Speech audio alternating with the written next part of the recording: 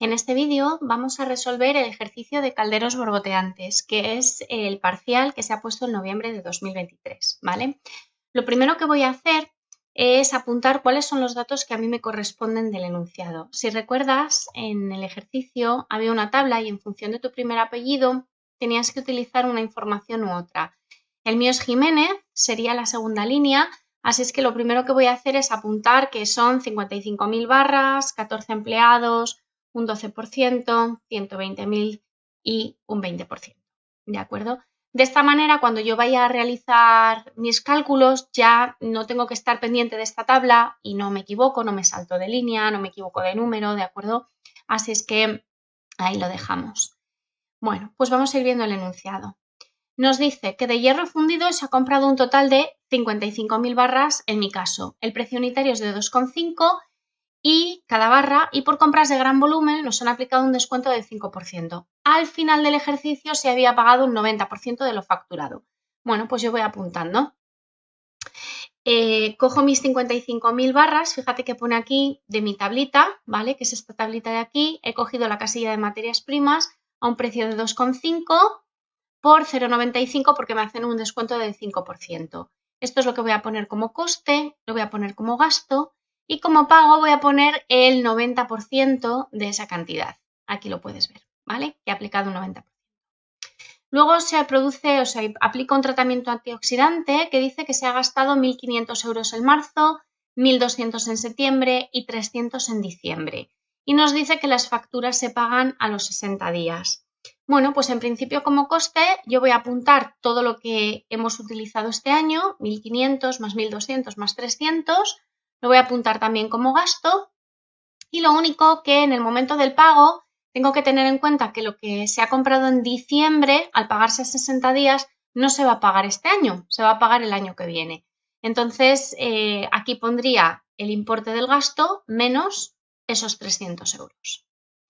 Me indican ahora, respecto a los sueldos, el personal de la empresa, que hay un director general que recibe un sueldo de 2.800 euros en 14 pagas no prorrateadas y que además el año pasado recibió un adelanto de 1.000 euros. Bueno, pues es una persona que cobra 2.800 euros en 14 pagas, porque como están no prorrateadas son 14. Esto lo voy a poner como coste y como gasto. Y el año pasado se le dio un adelanto de 1.000 euros a cuenta de este año, o sea que este año le tengo que pagar 1.000 euros menos. Ahí está. Por otro lado, tengo un personal técnico de producción que en mi caso son 14 empleados, yo ya me lo he apuntado aquí antes, ¿vale? 14 empleados que van a recibir 20.100 euros anuales, cada uno repartidos en 14 pagas prorrateadas. En este caso me da igual cuántas pagas sean, porque ya me están dando el salario anual, ¿vale? Así es que van a ser, en mi caso, 14 personas. Ves que cojo de aquí de la tabla a la casilla de empleados por los 20.100 euros. Y esto es lo que voy a anotar como coste, como gasto y como pago. Me dicen ahora que la seguridad social a cargo de la empresa son 12.000 euros y al final del año han quedado 1.000 pendientes de pago. Bueno, la seguridad social a cargo de la empresa es la parte de la seguridad social que tiene que tener la empresa, tiene que abonar la empresa y soportar la empresa por tener a los trabajadores contratados. O sea que esto para la empresa es un coste. Bueno, pues lo apunto como coste, lo apunto como gasto y dice que a final de año han quedado 1.000 pendientes de pago. Pues en pago voy a apuntar 1.000 euros menos, solo 11.000. Vamos ahora por las amortizaciones. Aunque aquí vienen 3 apartados, en realidad vamos a hacer 4 amortizaciones distintas. Por un lado vamos a hacer el edificio, por otro lado la maquinaria de fundir las barras, por otro lado la maquinaria que da forma al caldero, pero esta la vamos a subdividir en 2 partes, porque tenían una maquinaria vieja que han sustituido y han comprado una nueva. Entonces vamos a apuntar eso. Voy a bajar aquí un poquito para ir haciendo mis cuentas, ¿vale? Y vamos a ir viendo. Empezamos con el edificio. El edificio está valorado en 350.000, pero un 15% son terrenos. No dice nada de valor residual, por lo tanto 350.000 menos el 15% los terrenos. Y tanto Hacienda como la empresa consideran que se amortizan 20 años. Eso quiere decir que la amortización total, la amortización de la empresa, va a ser dividiendo esta base amortizable entre 20. Y la amortización legal, lo mismo, dividiendo esta base amortizable entre 20. Esto nos va a dar una amortización superior a la legal de 0, porque ahora vamos a restarlas y nos va a salir 0. Vamos ahora con la maquinaria para fundir las barras. Nos dicen que costó 40.000 y que tiene un valor residual de 4.000. Aquí no hay terrenos, pues la base amortizable serían 40.000 menos 4.000. La empresa considera que se amortiza, lo tenía yo aquí arriba en mi tablita, un 12% en mi caso. Vale. O sea que la amortización total es un 12% y la legal del 10%. Pues la amortización total, el 12% de la base amortizable y la amortización legal, el 10% de la base amortizable. La superior a la legal, como siempre, la resta. Y ahora vamos a por la maquinaria que da forma al caldero. Primero la antigua. La antigua tenía un valor de 25.000.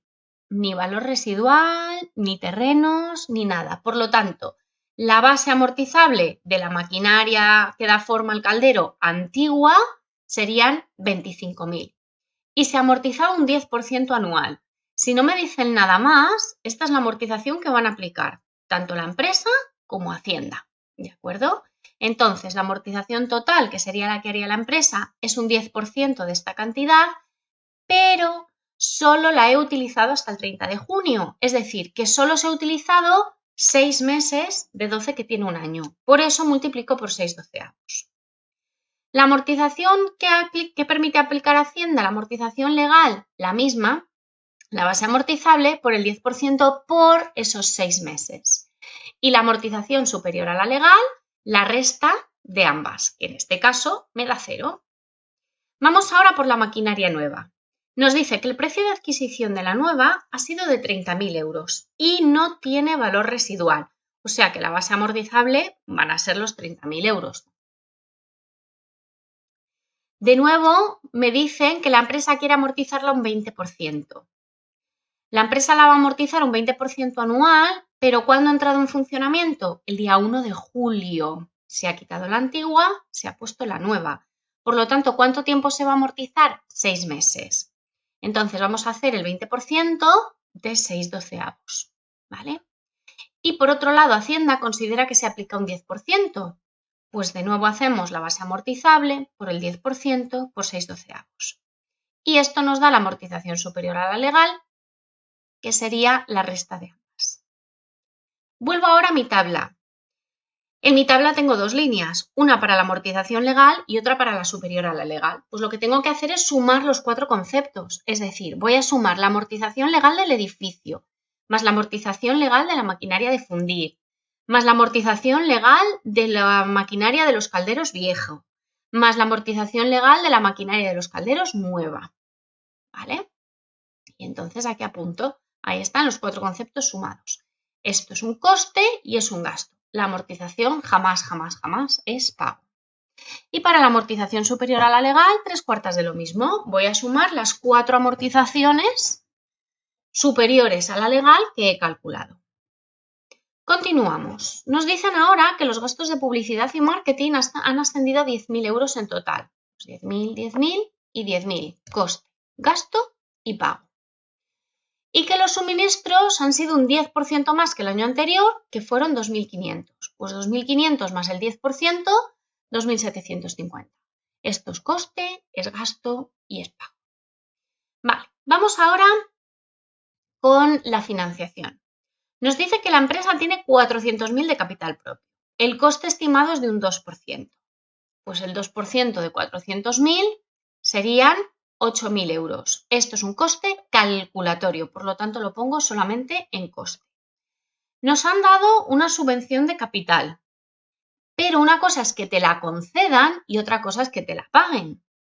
Entonces, la concesión de la subvención es de 20.000, pero solo me han pagado el 75%, o sea que yo voy a registrar una entrada de dinero en la empresa por el 75% de 20.000. Ahí lo apunto, un cobro. Y ahora tenemos un préstamo. El importe del préstamo varía en función de la letra de tu apellido. Esto tiene un problemilla, que lo he marcado aquí en el enunciado y ahora te lo cuento. El préstamo viene en el balance. Claro, como no íbamos a poner 4 balances diferentes, porque eso hubiera sido un lío muy grande para enterarse de cuál es cuál, pues aquí el préstamo se ha puesto de 100.000. Pero si tu préstamo es como por ejemplo el mío de 120.000, pues resulta que este balance ya no te cuadra.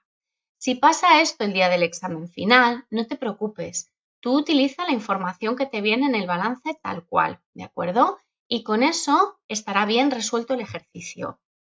Para el apartado concreto del préstamo usas la de la tablita específica y para calcular después las rentabilidades, los ratios financieros y cualquier otra métrica que necesites, utilizas el balance tal cual te viene en el enunciado.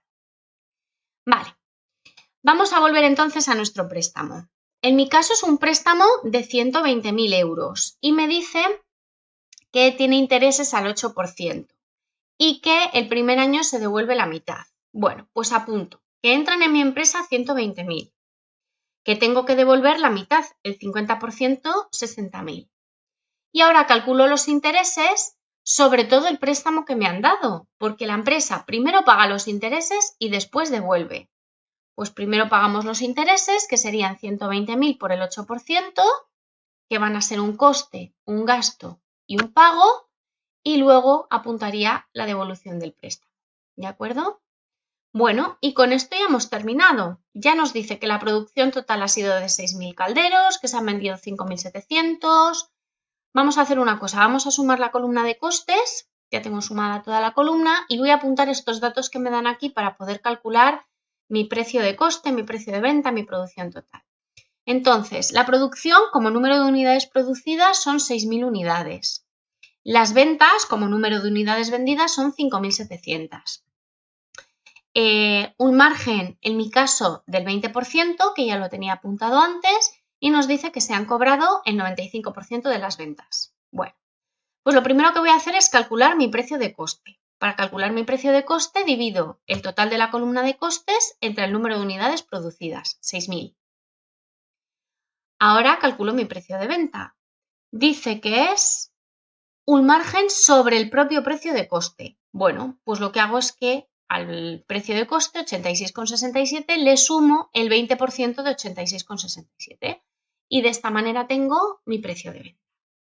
Con esto puedo calcular los ingresos por ventas. Los ingresos por ventas van a ser el número de unidades vendidas por el precio de venta.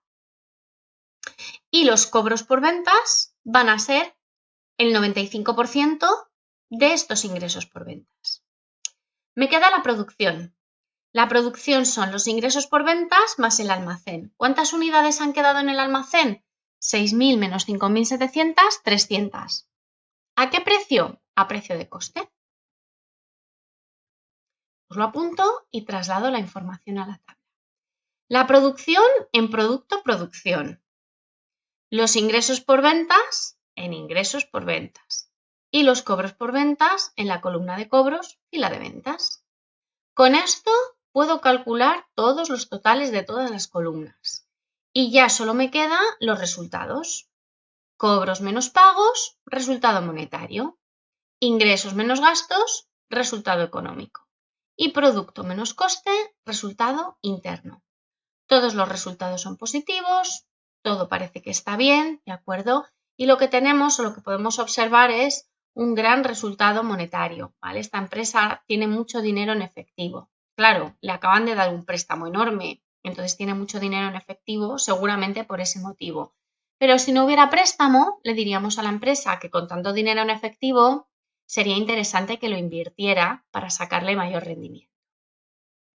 Pues este era el primer apartado que teníamos que rellenar, ¿de acuerdo?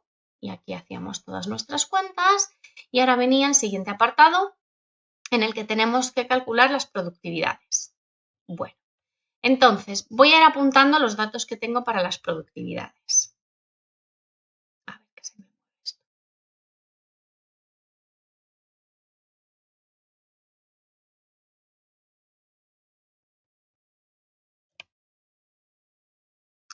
Vale. Continuamos entonces con el número de unidades producidas, que lo copiamos de arriba, serían 6.000. Necesitamos saber también el número de trabajadores que tenemos, porque nos van a pedir la productividad parcial de la mano de obra, la de la hora bruta y la de la hora neta. Esto lo saco de mi tabla, ¿de acuerdo? Necesitamos las horas brutas, que las tengo que calcular, van a ser 14 trabajadores por 8 horas brutas de trabajo por 320 días laborables. Y tenemos que calcular también el total de horas netas, que serían 14 trabajadores por las 8 horas brutas de trabajo, incluyen una de descanso, pues entonces por 7, y hay 20 días de vacaciones remuneradas por 300. Y con esto calculamos nuestras productividades. 6.000 entre 14 sería la productividad de la mano de obra directa, ¿de acuerdo? La productividad de la mano de obra. Y eso hace 429 calderos por trabajador. La productividad de las horas brutas, que serían 6.000 entre las 35.840, 0,17 calderos por hora bruta. Y la de la hora neta, 6.000 entre 29.400, que serían 0,20 calderos por hora neta. Y casi para terminar, lo que nos queda sería la amortización y los gastos de personal, que nos dicen que son fijos, para poder calcular el punto muerto. Bueno, pues voy a apuntar las amortizaciones, subo a la tabla y en la columna de costes sumo la amortización legal y la amortización superior a la legal. Y por otro lado, los gastos de personal. Aquí en los gastos de personal hay que tener cuidado. Cuando el ejercicio dice salarios, únicamente tengo que sumar los salarios. Pero si me dicen gastos de personal, tengo que añadir todo lo que tenga que ver con el personal. Es decir, en este caso tenemos seguridad social de la empresa y está en la columna de costes. Por lo tanto, tengo que sumar el coste del salario del directivo, el coste del salario de los trabajadores y el coste de la seguridad social de la empresa. Esos son los tres importes. Esto me va a dar los costes fijos totales. Y voy a calcular ahora los costes variables, primero los totales y luego los unitarios. ¿Cómo calculo el total de costes variables? Pues restando el total de costes que me había salido en mi tabla menos estos costes fijos totales que acabo de calcular. Y para hacer el coste variable unitario, lo único que hago es dividir estos costes variables totales entre el número de unidades que ha producido la empresa. Únicamente me queda recoger una variable más, que es la del precio, la estoy copiando de arriba y ya puedo aplicar mi fórmula del punto muerto. Costes fijos entre precio menos coste variable unitario. Eso me da 4.644 calderos. Y con esto prácticamente habríamos terminado el ejercicio. Pedían un breve informe que analice la situación de la empresa, ya hemos hablado de los resultados. No podemos decir mucho más de la productividad porque no nos han dado información ni del año anterior, ni de otros años, ni de la competencia, y tampoco podemos decir mucho del punto muerto, más allá de que está por debajo del número de unidades que la empresa produce y vende, es decir, que la empresa alcanza sin problemas el punto muerto. Y con esto habríamos terminado el ejercicio. Espero que el vídeo te haya servido de ayuda y nos vemos en el siguiente.